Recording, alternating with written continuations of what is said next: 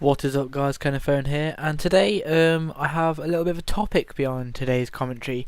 It is about game battles, which is part of Major League Gaming's whatever. I don't even know how to describe it, but game battles. Some of you may know what it is. It's a competitive form of Call of Duty, and there is reasoning behind this conversation today. And the reasoning is me and my team, obviously, which I've been talking to you about in other videos. It's changed since, and I'll announce that soon. But we've been playing some game battles together, and I'd say we've been doing alright, to be honest. We haven't been doing too fabulous, but we have got a lot of experience from it, and it's been going alright, to be honest. We've lost a few games, and people are always nice about it when they lose, or always like cocky about it. The people that are cocky about it, I absolutely detest, because I don't understand why, if you win a game, you should feel the need to rub it in the enemy's face so hard, unless they're all cocky about it before, of which we're not. Like, I understand why you'd do it if they were before the match, like, oh, you're gonna get slapped, you shit, all this crap, right? But the thing is, we're not like that, and when we expect to come out of the game, we expect that, oh yeah, good game, mate, well played, whatever, oh, bye. But no, we get greeted by, oh, you shit, you fuck off, we fucking slapped you, you fucking crap, right? This is what we get greeted by. And not just English people either, it is a lot of foreign people that do this too. Especially a lot of German people that rage at me.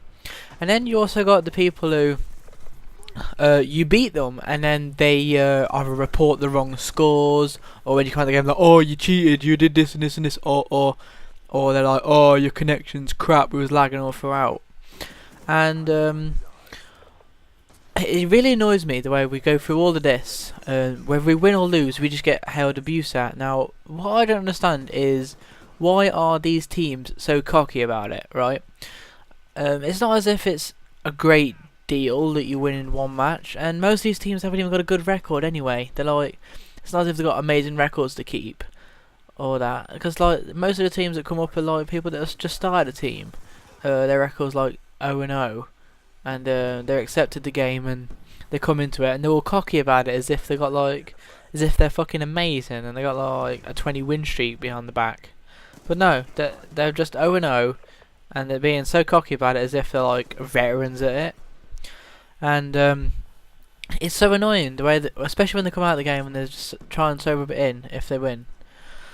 And then on the other hand, you have where people get game settings wrong. It clearly states on the game the rules, and before you post a match or before you accept a match, the rules, you're meant to read through the rules, which are there at the bottom, and you tick a box to say that you confirm these are the correct rules and you abide by these. And then people always get the rules wrong, and instead of being all fine about like, oh yeah, sorry, you got the rules wrong, mate, do you want a rematch, which we offer if they get the rules wrong. We're like, right, mate, we're not gonna like dispute you about it just like straight away. We're going to give you an opportunity to get the rules right, and then we can restart it. But no, they always like start to kick off about it and like, oh, we got video evidence, we got it right, or video evidence of disproof. It's like, so have I record all my games live just for people like that, because the chances are they don't have a PVR and they don't record it live. It's just the fact that they want to scare us into doing it to give them the win. But I don't even know why they want the win so much. It's not as if you going to win money from it. You have to be good to win money, of which they're really not if they're going to be moaning about some shit like this. So I don't understand why they're doing that. And then secondly, if they are alright about it, you give them the replay and they get it right, then that's fine. They're usually the nice guys. They usually like congratulate on the win. But there's so many people that are just pricks about it, and I really don't understand why. This commentary is a bit of a rant, but I don't really care, to be honest. I'm going to get my point across that the competitive Call of Duty is full of cunts. Currently, I really don't understand why. And then, if you do have to submit a dispute, you submit the proof. It goes through, and it takes forever to be processed. I don't know how it works. I think it's a community thing where the community review it. They get given XP towards if they do review it.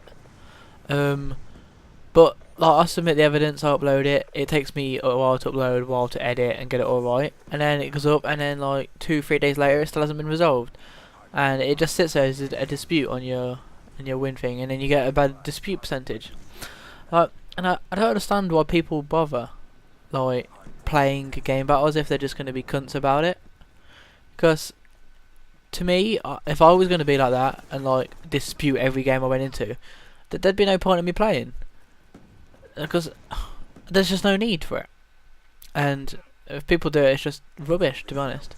Like, today alone, I've had to upload 6 pieces of evidence onto YouTube just to prove for the 3 disputes that we've had. People getting game settings wrong. I got Xbox lag in a game. I was host. I got Xbox lag. They left like 5 minutes between. Well, not even, that's a bit of an exaggeration, really. Like 2.5 minutes between when the Xbox lag happened and when they left, claiming that it was a major lag issue. And I think the rules state that 30 seconds of lag. Don't quote me on this, but I believe it's 30 seconds of lag is for a dispute. That's where it's obvious that lag is an issue. 30 seconds of lag is an issue, but Xbox lag is like 4 seconds worth. It's like a jitter, a jitter, a jitter, a jitter, and then it's over. Because if the host has it, then it shows connection interrupted for the team, the enemy players and the team.